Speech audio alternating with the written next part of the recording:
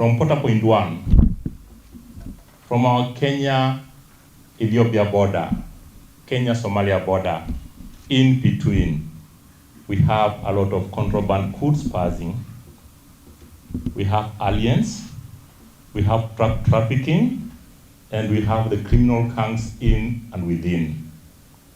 I want to urge my colleagues who are assisted here that we work to ensure we manage that crime.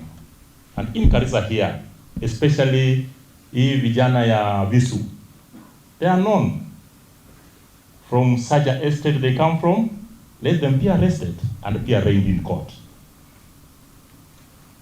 Garissa people should be free to walk, work without any danger from the criminal gangs that are hovering around.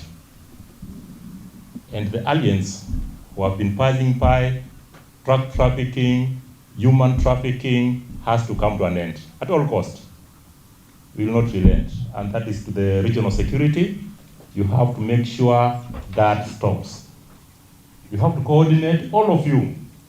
And I don't want kusikia ati pata human trafficking inapita, mambo ya drugs inapita, ati hapa Mkenya akitembea bure anaangaishwa na vijana kidogo kidogo hapa ya Visu na pikipiki. That should stop.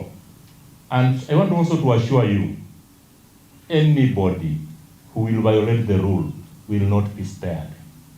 Iwe mtoto ya Masengeli, iwe ndugu ya Masengeli, he will not be spared.